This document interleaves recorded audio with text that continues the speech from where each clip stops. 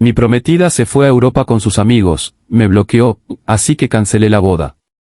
Ella pensó que unas vacaciones en Europa valían la pena tirar nuestra vida juntos, así que le mostré lo que pasa cuando bloqueas a un novio que no tiene nada que perder. Mi nombre es Mason y tengo 29 años. El aire en nuestro pequeño apartamento era espeso con el aroma de vainilla y papel viejo, el olor de una vida que estaba siendo meticulosamente catalogada y empacada. Durante los últimos 6 meses, cada momento de mi existencia había sido consumido por los preparativos para un solo día.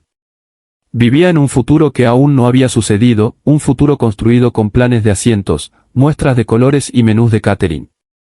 Era feliz, o al menos eso me decía a mí mismo. Éramos la pareja perfecta, aquellos a quienes nuestros amigos miraban con envidia, el par que había sobrevivido a la distancia y a los cambios de carrera para salir fortalecidos al otro lado. Había renunciado a mis fines de semana para ayudarla a elegir el tono perfecto de blanco para las servilletas, y había drenado mis ahorros para asegurar que el lugar fuera nada menos que un cuento de hadas. Estaba haciendo todo bien. Estaba construyendo los cimientos para un matrimonio que pensé que duraría hasta mi último aliento. Su nombre era Elena, y ella era la luz de ese pequeño mundo encajonado. Ella era vibrante, impredecible y poseía una energía caótica que equilibraba mi naturaleza estoica y terrenal. Nos conocimos en la universidad durante un momento en el que ninguno de los dos sabía quiénes se suponía que debíamos ser, y de alguna manera, en medio de los exámenes parciales y las fiestas, habíamos decidido descubrirlo juntos. Avance rápido 5 años, y allí estaba yo, arrodillado en una alfombra de terciopelo, sosteniendo un anillo que me costó 3 meses de salario, viendo las lágrimas correr por su rostro mientras ella decía que sí. Ese momento debía ser el prólogo de nuestro final feliz. En su lugar, mirando hacia atrás ahora, se siente más como el comienzo de una tragedia en cámara lenta. No vi las grietas en los cimientos porque estaba demasiado ocupado mirando hacia el techo que estaba tratando de construir. El primer signo de problemas no fue un grito ni una pelea, fue un susurro, una sugerencia dejada caer casualmente durante una noche de martes. Elena mencionó que su amiga Jessica había planificado un último viaje a Europa.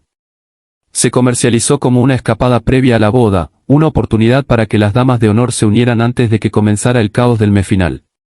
Recuerdo haber hecho una pausa con mi tenedor a medio camino hacia mi boca, formándose un nudo en mi estómago. Faltaban 6 semanas para la boda.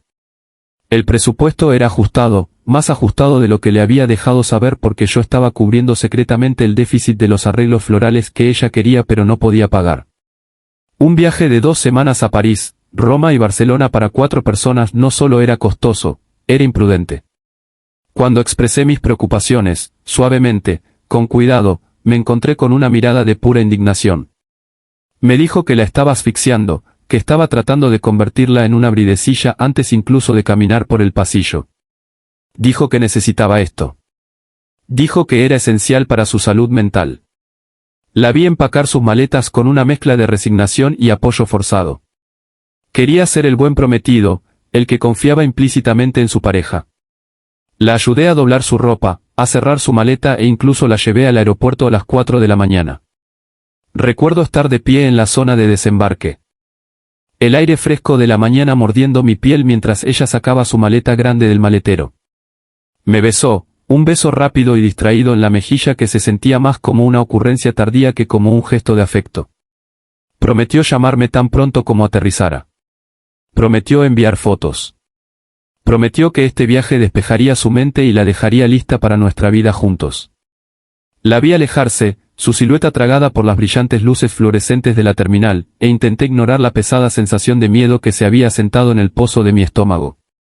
Conduje de vuelta a un apartamento vacío, mirando la lista de tareas de la boda pegada en la refrigeradora, preguntándome por qué la tinta de repente se veía tan desvanecida. Los primeros 2 días fueron lo suficientemente normales. Había mensajes esporádicos sobre la comida del aeropuerto, una foto borrosa de una nube desde la ventana del avión y una breve llamada cuando llegaron a París. Sonaba cansada pero eufórica, hablando a millas por minuto sobre la arquitectura y el olor de las calles. Iba a trabajar, volvía a casa y marcaba elementos de la lista de la boda. Confirmar cuenta de invitados, prueba final para el smoking, recoger las alianzas. Se sentía como los de siempre, aunque una versión más silenciosa de ello. Pero para el tercer día, la comunicación comenzó a disminuir. Los mensajes de texto quedaron sin respuesta durante horas. Cuando ella respondía, las respuestas eran monosilábicas. Ocupada. Bebiendo. Cansada. Me decía a mí mismo que solo se estaba divirtiendo, que estaba atrapada en el momento con sus amigos. Me decía que estaba siendo paranoico, que mi propia ansiedad sobre los costos futuros y la presión del evento se estaba proyectando sobre ella. Pero el silencio era fuerte, y estaba empezando a hacer eco en los espacios huecos de nuestro apartamento. Me senté en el sofá, teléfono en mano. Esperando una notificación que nunca llegó, sin saber que mi vida estaba a punto de cambiar de una manera que nunca vi venir. El silencio que se extendió entre el tercer día y el quinto día no estaba vacío, era pesado, cargado de una sospecha que luché desesperadamente por suprimir. Me encontré revisando mi teléfono constantemente, la pantalla iluminando mi rostro en la oscuridad de nuestro dormitorio cada pocos minutos. Me decía a mí mismo que la diferencia horaria era significativa, que ella estaba explorando, que su batería estaba muerta. Pero Elena nunca estaba sin un cargador portátil, y nunca estaba demasiado ocupada para enviar un meme o una foto de su almuerzo. Éramos una pareja que compartía los detalles mundanos de sus vidas. El repentino silencio radial se sentía como una ruptura física, un desgarro en el tejido de nuestra rutina diaria. Intenté llamarla una vez, solo para escuchar su voz, pero fue directamente al buzón de voz. Ese pitido robótico era lo único que me saludaba, un recordatorio frío y digital de que estaba a miles de kilómetros de la persona que se suponía que debía casar en menos de 2 meses. Intenté concentrarme en la logística de la boda para distraerme. Tenía una reunión con el florista, una mujer cuyo entusiasmo por las peonías y las hortensias solía ser infeccioso. Hoy, sin embargo, me encontré mirando en blanco las paletas de colores que ella extendía sobre la mesa. Me hacía preguntas sobre los centros de mesa y los boutonnieres, y yo respondía en piloto automático, mi mente vagando a través del océano Atlántico. Sentí una extraña desconexión de la emoción que usualmente zumbaba a mi alrededor. La boda, que había sido mi enfoque principal durante medio año, de repente se sentía como un escenario para una obra donde los actores habían olvidado sus guiones. Conduje de regreso a casa de la reunión con una sensación de inquietud creciente. El silencio no se trataba solo de comunicación, se trataba de consideración. Era la realización de que mientras yo aquí angustiado por el tono de los manteles blancos, ella estaba allí, viviendo una vida que no parecía tener espacio para mí. En la noche del quinto día, me senté con mi computadora portátil para pagar algunas facturas, una tarea mundana que usualmente me ponía los pies en la tierra. Abrí Instagram, mayormente por aburrimiento y una necesidad subconsciente de sentirme conectado a su mundo. No soy una persona celosa por naturaleza, pero la distancia me estaba haciendo sentir inseguro. Actualicé la página, y allí estaba. Una notificación que hizo que mi corazón saltara. No era un mensaje directo ni una foto etiquetada de la cuenta de Elena. Era una historia publicada por Jessica, su mejor amiga y la líder de esta excursión europea. Hice clic en el círculo colorido alrededor de su foto de perfil, y la pantalla se llenó con un vídeo caótico de una discoteca. El bajón retumbaba, las luces parpadeaban y la cámara barría una mesa atestada de botellas caras de champán. Vi el vídeo una vez, mis ojos entornados para captar los detalles. Luego lo vi de nuevo. Vi a Jessica, gritando la letra de la canción frente a la cámara, su cara enrojecida por el alcohol. Vi a las otras 2 amigas, bailando sobre los asientos del reservado. Y luego, en la esquina del cuadro, vi una mano con un anillo muy distintivo. Era el anillo de promesa que le había dado a Elena en nuestro 3er aniversario, una banda de plata delicada con un pequeño zafiro. Nunca se lo quitaba. Hice zoom lo mejor que pude, mi corazón martillándome contra las costillas como un pájaro atrapado. Definitivamente era su mano, descansando sobre el muslo de un hombre que no reconocía. Él se reía, echando la cabeza hacia atrás, su mano cubriendo la de ella. La marca de tiempo en la historia era de hace 10 minutos. Eran las 3 de la mañana en Roma, lo que significaba que todavía estaban de fiesta mientras yo estaba sentado en nuestra tranquila sala de estar con pantuflas. Sentí que la sangre se drenaba de mi rostro. Un sudor frío se rompió a lo largo de mi línea del cabello. No era solo el hecho de que ella estuviera con otro hombre, era el secreto. Ella no había publicado nada. Su propio feed estaba muerto, un cementerio de recuerdos de semanas atrás.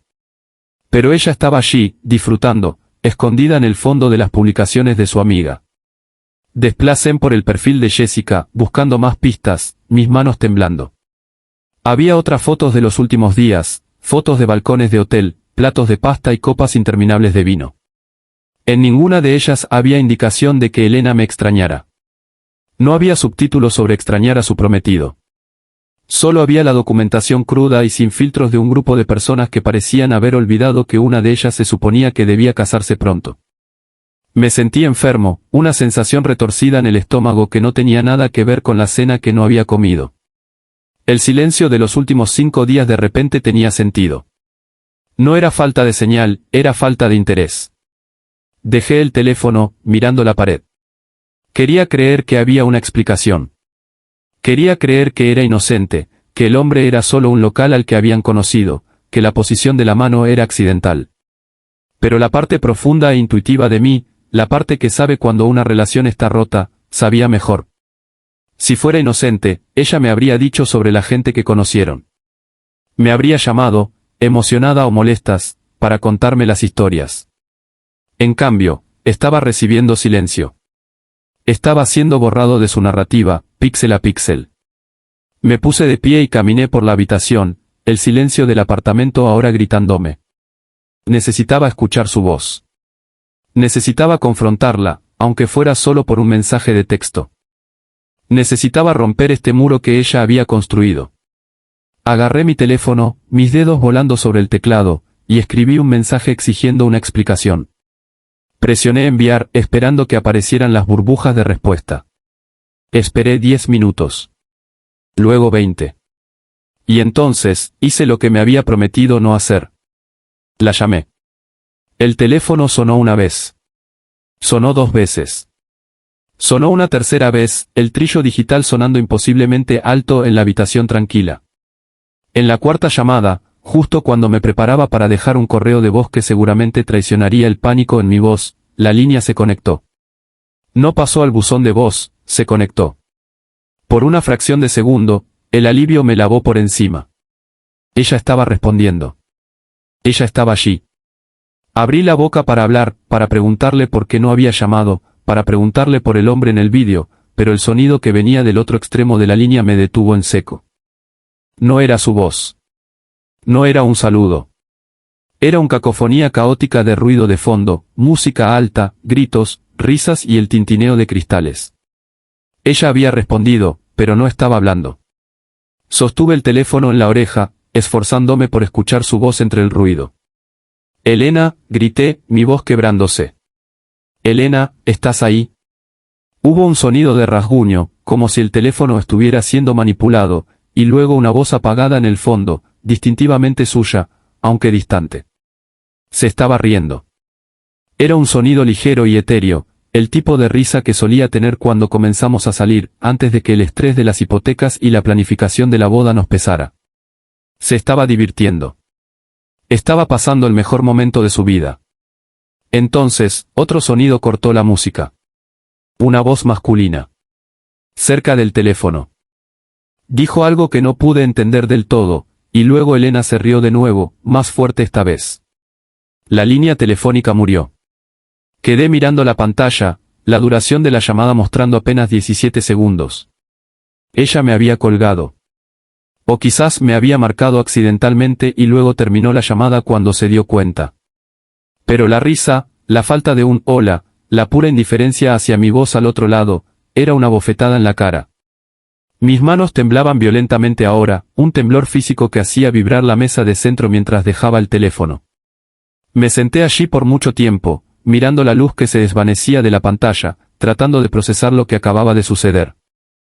Había estado preocupado. Había estado ansioso. Había estado paseando por el piso durante 5 días, preguntándome si estaba segura, si estaba pensando en mí, si estaba tan emocionada con nuestro futuro como yo lo estaba. Y ella había estado en una discoteca, riéndose con extraños, colgándome sin pensarlo 2 veces. Alcancé el teléfono de nuevo, mi pulgar flotando sobre su nombre. Quería devolver la llamada. Quería gritar. Quería exigir que me dijera qué estaba pasando. Pero una pequeña voz tranquila de razón cortó a través de la niebla de mi ira. Si volvía a llamar, solo sería el prometido celoso, el que mata el ambiente, el tipo que la retiene mientras ella trata de disfrutar su último hurra. Ella me lo volvería contra mí. Me diría que era controlador, que estaba arruinando su viaje. Conocía el guión de memoria. En cambio, abrí Instagram de nuevo. Volví al perfil de Jessica. La historia todavía estaba allí, burlándose de mí. Hice una captura de pantalla. Luego actualicé la página. Apareció una nueva historia. Esta era una foto de un amanecer sobre un balcón, subtitulada con un emoji de avión y las palabras, a la siguiente. Barcelona, allá vamos. Había una etiqueta de ubicación. Un hotel en Barcelona. Habían dejado Roma. Mi llamada, mi intento desesperado de alcanzarla. Había sucedido mientras estaban en transición, o quizá justo antes de que salieran hacia el aeropuerto. De cualquier manera, ella no me había devuelto la llamada. No había enviado un mensaje para decir que estaba bien. Simplemente se había mudado a la siguiente ciudad, la siguiente fiesta, la siguiente distracción. Sentí un vacío abrirse dentro de mí, un vacío donde solía estar mi amor por ella. Ya no era solo ira, era una profunda sensación de pérdida. Me di cuenta entonces de que no la estaba perdiendo por un accidente o un malentendido. La estaba perdiendo por una elección. Ella estaba eligiendo esa vida, ese momento, esas personas, sobre mí. Y lo estaba haciendo sin tener la decencia de decírmelo a la cara. Las horas pasaban, convirtiéndose en una noche sin sueño. Me senté en la oscuridad, viendo la línea de tiempo de nuestra -relationship desplazarse por mi mente. Las sesiones de estudio nocturnas, el primer apartamento, la propuesta. Cada recuerdo estaba ahora teñido por la imagen de esa mano descansando sobre el muslo del extraño, por el sonido de su risa mientras yo esperaba en espera. No era solo un pensamiento tardío, era una molestia. Para cuando el sol comenzó a asomar a través de las persianas de nuestro dormitorio, proyectando sombras largas y esqueléticas en el piso, había tomado una decisión. No podía vivir así. No podía casarme con una mujer que podía apartarme tan fácilmente, que podía bloquearme de su vida sin un momento de vacilación. Merecía algo mejor que ser un marcador de posición para alguien que estaba esperando algo más emocionante que apareciera. Me puse de pie cuando la luz de la mañana golpeó la habitación, las piernas rígidas por sentarse en un solo lugar durante demasiado tiempo. Caminé hacia el tocador y levanté la foto enmarcada de nosotros de nuestra fiesta de compromiso. Parecíamos felices. Parecíamos perfectos. Era una mentira. Puse la foto boca abajo sobre el tocador, el golpe del cristal contra la madera con un golpe final y definitivo. Fui a la cocina y me hice una taza de café, las acciones rutinarias dándome estabilidad. Necesitaba un plan. No podía simplemente enviar un mensaje de texto terminando una relación de 3 años.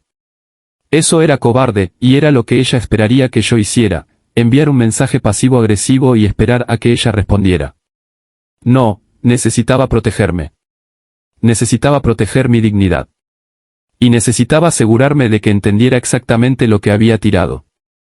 La luz de la mañana trajo consigo una extraña sensación de claridad, un enfoque cristalino y afilado que cortaba a través de la niebla emocional de la noche anterior. Ya no estaba enojado, estaba resuelto.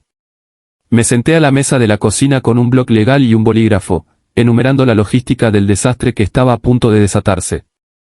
La boda era dentro de 6 semanas. Teníamos depósitos en todo. Teníamos una lista de invitados de más de 200 personas. Teníamos invitaciones listas para ser enviadas. Desenredar esto no sería tan simple como cambiar mi estado de relación en Facebook. Sería un desastre, pero me di cuenta de que una ruptura desordenada ahora era infinitamente mejor que un divorcio desordenado 3 años en el futuro. Tenía que cortar el cordón, y tenía que hacerlo completamente. Mi primera llamada fue al lugar. Era la inversión financiera más significativa, el ancla de toda la boda. Hablé con la coordinadora del evento, una mujer que había escuchado pacientemente mientras yo hablaba sin parar sobre los manteles de la mesa durante meses. Mantuve mi voz estable, profesional. Le dije que había un cambio de planes. Le dije que la boda estaba cancelada. Hubo un largo silencio al otro extremo de la línea, seguido de un suspiro pesado. Ella repasó los términos del contrato conmigo. Tarifas de cancelación, pérdida de depósitos, servicios no reembolsables. Me costaría una fortuna. Decenas de miles de dólares, dinero que había ahorrado para un pago inicial en una casa o para nuestra luna de miel. Escuchar los números debería haberme devastado, pero extrañamente, no fue así. Se sentía como pagar un rescate para recuperar mi vida. Acepté los términos, autoricé la deducción y colgué. Había comprado mi libertad. Luego, llamé al catering, luego al fotógrafo, luego al florista. Cada llamada era una repetición de la última, un ritmo staccato de malas noticias y finalidad. Siento escuchar eso, decían, sus voces goteando una simpatía que se sentía hueca. Estaban perdiendo negocios, no a un compañero de vida. Pero con cada cancelación, sentí que se levantaba un peso de mis hombros. La presión de ser perfecto, la presión de proporcionar la boda de sus sueños, se estaba evaporando. Ya no estaba haciendo esto por ella. Ya no estaba tratando de hacerla feliz. Me estaba salvando a mí mismo. Pasé toda la mañana en el teléfono, desmantelando la fantasía que habíamos construido, ladrillo a ladrillo. Para cuando dejé el teléfono para un descanso de almuerzo, mi voz estaba ronca, pero mi mente estaba clara. Caminé por el apartamento, mirando los restos de nuestra vida juntos. Las revistas de bodas apiladas en la mesa de centro. La caja del vestido escondida en el armario. La llave de repuesto de la casa de sus padres colgando de la puerta. Se sentía como si estuviera limpiando una escena del crimen, eliminando la evidencia de una relación que había sido asesinada por la indiferencia. Decidí que necesitaba salir de la casa. Necesitaba aire fresco. Tomé mi chaqueta y salí a la ciudad, el ruido del tráfico un contraste agudo con el silencio en el que había estado viviendo durante días. Me encontré caminando hacia la oficina de correos, un sobremanila grande en la mano. Dentro, había colocado el anillo de compromiso. No quería guardarlo. No quería venderlo. No quería tirarlo a un río, aunque el pensamiento me había cruzado la mente. Quería devolverlo a su familia. Eran buena gente, personas que me habían acogido en su hogar y me trataron como a un hijo. Merecían saber lo que estaba pasando, y merecían tener el símbolo de esta unión fallida devuelto con dignidad. Direccioné el sobre a su madre, escribí una breve nota dentro explicando que no podía seguir adelante con ello, y lo envié. Se sentía como el clavo en el ataúd. El anillo se había ido. El compromiso estaba anulado. Estaba de pie en el borde de un precipicio, mirando hacia abajo en lo desconocido, y por primera vez en años, no tenía miedo. Pasé la tarde notificando a nuestros amigos mutuos. Esta era la parte más difícil. Estas eran personas que conocíamos desde hacía años, personas que habían reservado vuelos y hoteles para nuestro gran día. Comencé con mi padrino, mi hermano. Me escuchó sin interrumpir, su silencio solidario y comprensivo. Preguntó si necesitaba un lugar para quedarme, sabiendo que no podía quedarme en el apartamento que compartíamos. Le dije que le avisaría. Luego, llamé a los amigos en nuestra fiesta de bodas. Mensajeé a algunos, llamé a otros. Las reacciones fueron variadas. Algunos estaban conmocionados, exigiendo saber qué había pasado. Otros estaban solidarios, sintiendo la gravedad de la situación. Mantuve mis explicaciones vagas. No funcionaba. Crecimos aparte. Me di cuenta de que no éramos el uno para el otro. No quería calumniar a Elena. A pesar de lo que había hecho. No quería volver a nuestros amigos en su contra. Solo quería salir. Para cuando el sol comenzó a ponerse, estaba agotado, un cansancio profundo en los huesos que hacía que mis miembros se sintieran pesados. Regresé al apartamento, que se sentía más vacío que nunca. Me senté en el sofá y miré mi teléfono. Había estado tranquilo todo el día. Ningún mensaje de Europa. Ninguna llamada frenética preguntando por qué el lugar fue cancelado. Ella no había revisado su correo electrónico. No había revisado su cuenta bancaria. Todavía estaba en su burbuja, ajena al hecho de que su futuro entero acababa de ser borrado. Esperé, preguntándome cuánto tiempo tomaría para que la burbuja estallara. Me pregunté cómo se vería su cara cuando se diera cuenta de que la vida que había dado por sentado ya no la esperaba cuando aterrizara. Y entonces, finalmente, la pantalla se iluminó.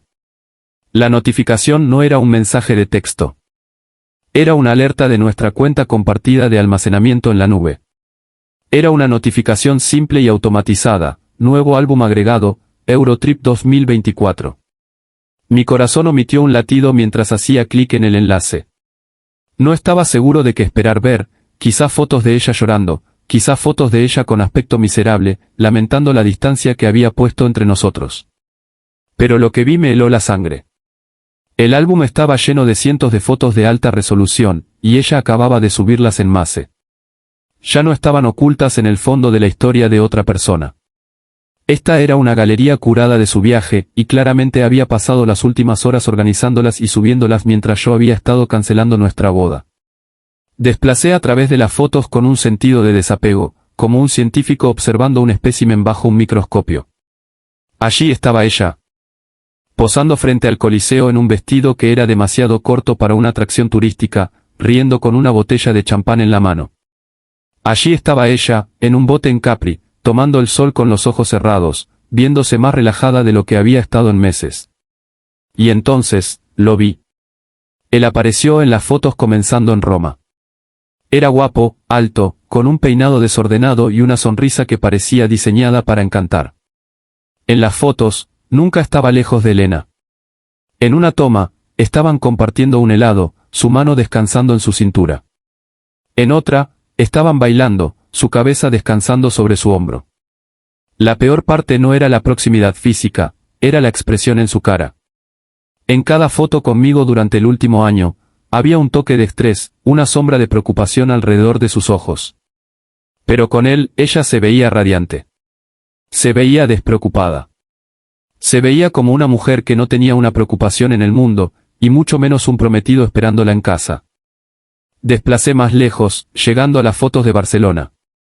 Había una foto del grupo en un restaurante, pero Elena y el extraño faltaban del cuadro.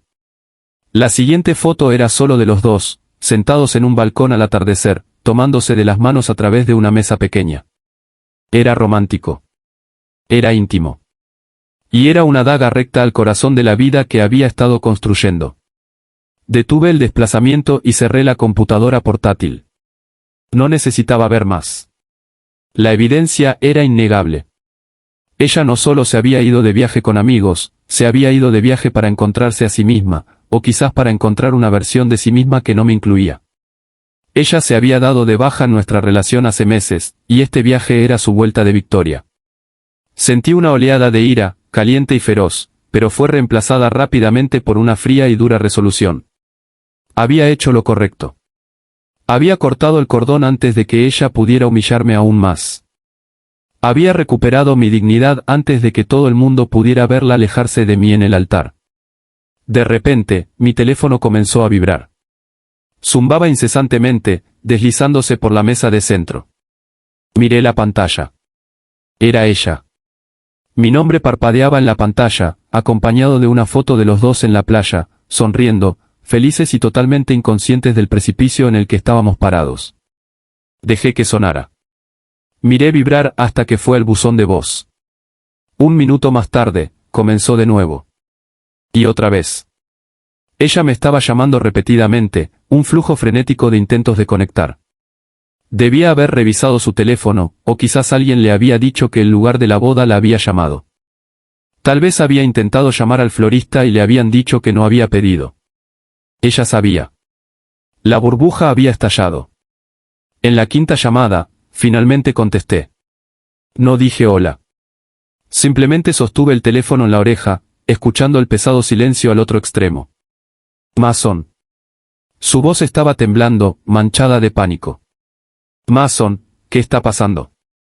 Mi mamá me llamó llorando. Dijo que recibió el anillo. ¿Qué hiciste? La acusación en su voz era impactante. Incluso ahora, después de todo, ella se estaba haciendo la víctima. Estaba a miles de kilómetros de distancia, viviendo una fantasía romántica, y tenía la audacia de sonar enojada conmigo. Hice lo que eras demasiado cobarde para hacer, dije, mi voz estable, sorprendentemente calmada. Terminé con esto. ¿De qué estás hablando?, gritó ella, el pánico aumentando en su tono. Estoy de vacaciones. No puedes simplemente romper conmigo por teléfono. ¿Enviaste el anillo de vuelta a mi mamá? ¿Estás loco? Nos casamos en 6 semanas. No nos vamos a casar, Elena, dije, mi voz desprovista de emoción. Cancelé el lugar. Cancelé los catering. Cancelé los fotógrafos. Se ha acabado. No hay boda. Hubo un largo silencio aturdido al otro extremo. Podía escuchar los sonidos de Barcelona en el fondo.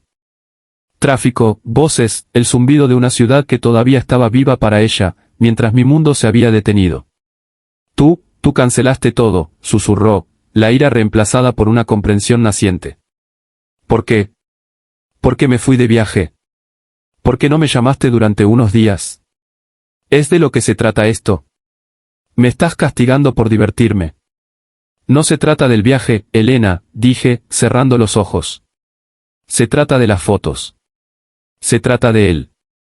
Se trata del hecho de que no solo olvidaste llamarme. Elegiste bloquearme. Elegiste estar con él. Y lo vi. Lo vi todo. El silencio que siguió a mi declaración fue ensordecedor. No era el silencio cómodo de dos personas que se entienden, era el silencio aterrorizado de alguien que ha sido atrapado en un foco. Podía escucharla respirando al otro extremo de la línea, superficial y rápida. Estaba procesando el hecho de que su secreto ya no era un secreto. La huella digital que había dejado tan descuidadamente había sido la misma cosa que la expuso. Ella ya no estaba al otro lado del mundo, estaba aquí conmigo, atrapada en la red de su propia creación. No es lo que parece, tartamudeó, su voz quebrándose. Él es solo un amigo. Un amigo del novio de Jessica. Solo estábamos pasando el rato. Las fotos se ven mal, lo sé, pero no sucedió nada. Mason, por favor. Tienes que creerme. Te amo. Estoy volviendo a casa. Estoy reservando un vuelo ahora mismo. Era patético. La desesperación en su voz no era porque estaba desconsolada por perderme, era porque estaba perdiendo la seguridad que yo le proporcionaba. Ella estaba perdiendo la boda, el apartamento, el plan. Ella se estaba dando cuenta de que la yerba realmente no era más verde del otro lado, o si lo era, acababa de ser bloqueada del jardín. Escuché sus súplicas, imaginándola parada en alguna esquina extranjera, aferrando su teléfono, la realidad de sus acciones finalmente cayendo sobre ella. No te molestes en volver a casa por mí, la interrumpí. Para cuando aterrices, las cerraduras estarán cambiadas. Puedes recoger tus cosas con mi hermano. No voy a hacer esto. Estás tirando 3 años, gritó, la desesperación convirtiéndose en rabia. Estás cancelando la boda por unas pocas fotos. Estás loco, Mason. Eres controlador y celoso. No puedo creer que me hagas esto. No te estoy haciendo nada a ti, Elena, dije tranquilamente. Tú nos hiciste esto a nosotros. Tú te fuiste. Tú me bloqueaste. Tú te reíste con él mientras yo estaba aquí preguntándome si estabas viva o muerta. Tú tomaste una decisión. Y ahora tienes que vivir con ella. He terminado de ser tu plan de respaldo. He terminado de ser el tipo con el que te acomodas cuando terminas de divertirte. Te vas a arrepentir, gritó. Vas a estar solo. ¿Me oyes? Vas a estar solo. Prefiero estar solo que estar con alguien que no me respeta, dije. Adiós, Elena. Colgué el teléfono antes de que pudiera decir otra palabra. No lo golpeé ni lo tiré, simplemente presioné el botón y terminé la llamada. La pantalla se puso negra, reflejando mi propio rostro cansado de vuelta a mí. Solté un largo aliento que sentí que había estado manteniendo en mis pulmones durante años. Se había acabado. El drama, las mentiras, la ansiedad constante de tratar de complacer a alguien que era imposible de complacer, todo había terminado. Me puse de pie y caminé hacia la ventana, mirando las luces de la ciudad abajo. Eran hermosas, estrellas distantes en una vasta oscuridad. Los próximos días fueron una borrosa de actividad. Me mudé del apartamento a la mañana siguiente. No podía soportar dormir en la misma cama donde habíamos planeado nuestro futuro, un futuro que ahora era una mentira. Me quedé con mi hermano, colapsando en su sofá mientras comenzaba el proceso de encontrar un nuevo lugar. Me ayudó a empacar mis cosas. Llevando cajas fuera del apartamento mientras los vecinos miraban, susurrando detrás de sus persianas. No me importaba lo que pensaran. Sabía la verdad, y eso era suficiente. La parte más difícil era lidiar con las consecuencias con sus padres. Me llamaron, angustiados, rogándome que reconsiderara. Su madre lloró, pidiéndome que le diera otra oportunidad, que hablara con ella cuando aterrizara. Los escuché con el corazón pesado, pero mantuve mi posición. Les dije que amaba a su hija, pero que no podía casarme con alguien que no me amara de vuelta. Les conté sobre el viaje, sobre el silencio, sobre las fotos. No lo hice para lastimarlos, sino para ayudarlos a entender. Eventualmente, las llamadas cesaron. La decepción se convirtió en resignación. Sabían, igual que yo, que la boda era imposible. Pasaba mis días trabajando y mis noches tratando de descubrir quién era sin ella. Durante 3 años, mi identidad había estado envuelta en nosotros. Era Mason y Elena. Ahora, era solo Mason. Era una perspectiva aterradora, pero también liberadora. Empecé a ir al gimnasio de nuevo, un pasatiempo que había descuidado a favor de la planificación de la boda. Me reconecté con viejos amigos que no había visto en meses.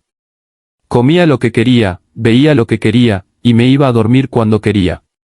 Era una vida simple, pero era mía.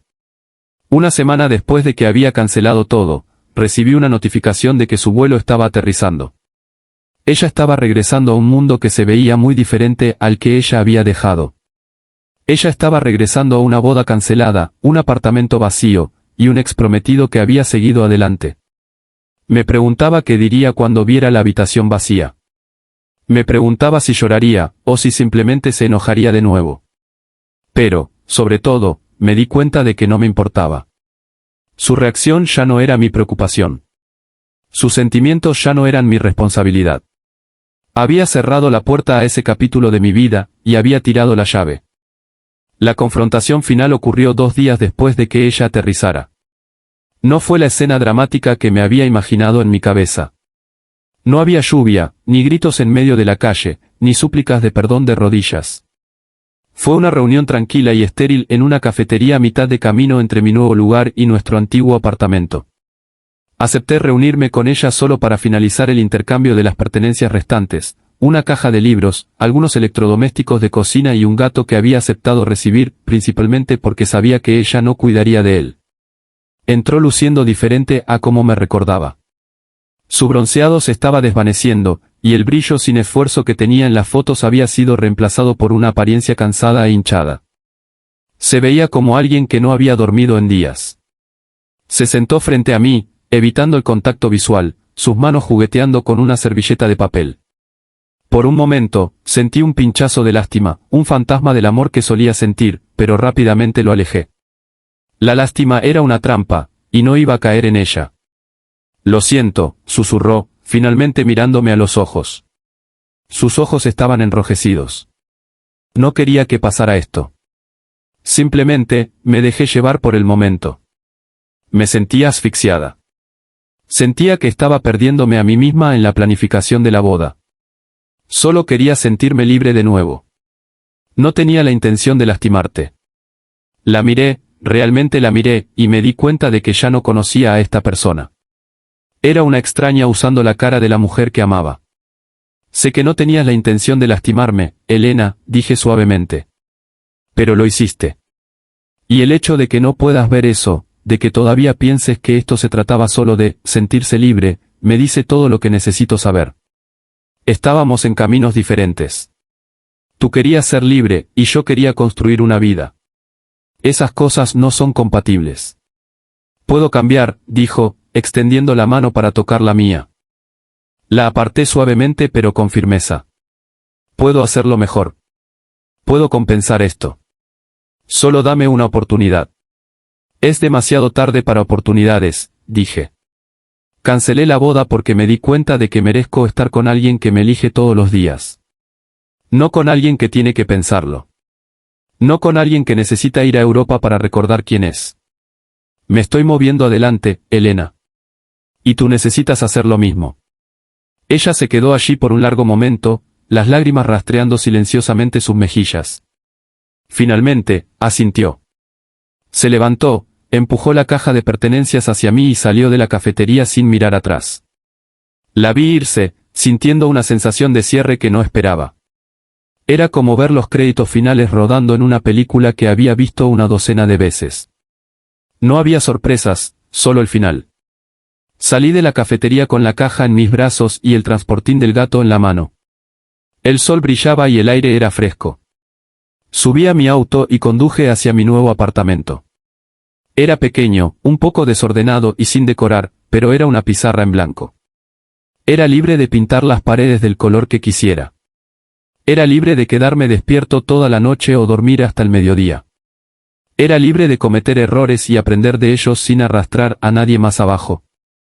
El dolor de la traición todavía estaba allí, un dolor sordo que probablemente tomaría mucho tiempo en desvanecerse por completo. Pero ya no era una herida punzante y afilada. Era solo una cicatriz, un recordatorio de una lección aprendida de la manera difícil. Me di cuenta ahora que el amor no era suficiente. El amor requería confianza, respeto y presencia. Requería estar presente, incluso cuando no te apetecía. Le había dado todo, y ella lo había tratado como una opción. Pero mientras entraba en el estacionamiento de mi nuevo edificio, sabía que estaría bien. Iba a estar más que bien. Iba a construir una vida que fuera honesta, una vida que fuera real, y algún día, encontraría a alguien que entendiera que una relación no es una trampa de la que escapar, sino un hogar para construir juntos. Apagué el motor, agarré el transportín y caminé hacia la puerta, listo para comenzar el resto de mi vida.